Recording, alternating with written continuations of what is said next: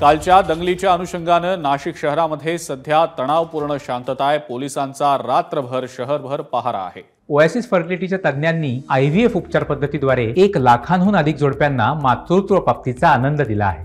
मोफत appointment book करण्यासाठी आजच संपर्क साधा। दोन्ही बाजूच्या गटांवर गुन्हे देखील दाखल करण्यात आलेले आहेत। पालकमंत्री दादा भुसेंनी आज तातडीची बैठक बोलावलेली आहे। नाशिक शहरातल्या कायदा आणि सुव्यवस्थेच्या अनुषंगानं दुपारी 1:30 वाजता या बैठकीमध्ये चर्चा होईल। काही महत्त्वाचे निर्णय देखील घेतले जातील। हिंदू संघटनांनी पुकारलेल्या बंद दरम्यान नाशिक शहरात 2 गटांमध्ये तणाव झालेला होता। जुना नाशिक भागातल्या दगडफेकीमध्ये पोलीस आणि नागरिक देखील जखमी झाले होते। जमावाला पांगवण्यासाठी लाठीचार्ज आणि अश्रुधुराचा पोलिसांना वापर करावा लागला होता।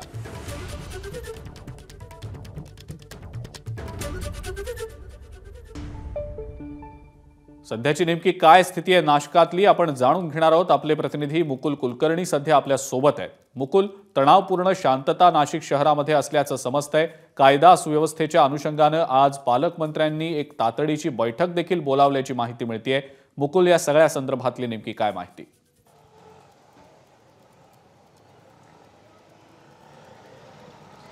अजिंक्य, पालकमंत्र्यांनी बैठक बोलवलेली आहे दुपारी 1:30 वाजता नाशिकच्या जिल्हाधिकारी कार्यालयामध्ये।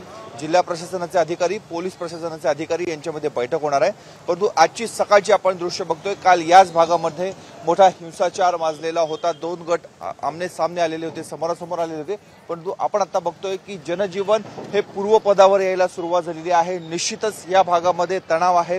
रात्रभर पोलिसांची इथे गस्त होती।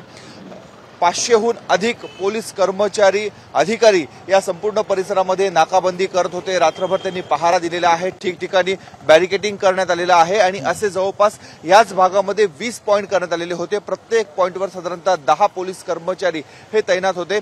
त्यामुळे रात्रभर पहारा ठेवण्यात आलेला होता। कुठलाही अनुचित प्रकार रात्री घडलेला नाहीये। सकाळी आपण बघतोय हा दूध बाजाराचा परिसर आहे। इथून नाशिक शहरामध्ये दूध वितरित केलं जातं। हे जे काम असतं रोजचं रुटीन काम ते आता सुरू झालेले आहे। परंतु थोड्याच वेळाने ज्यावेळेस इतर दुकानं सुरू होतील त्यानंतरची परिस्थिती अजून वेगळी असणार आहे।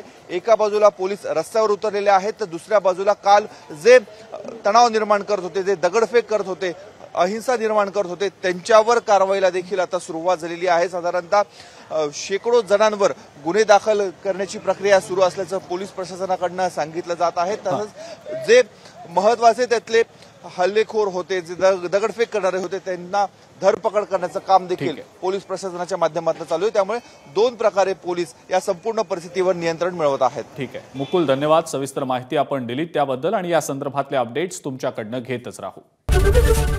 एबीपी माझा, उघडा डोळे बघा नीट।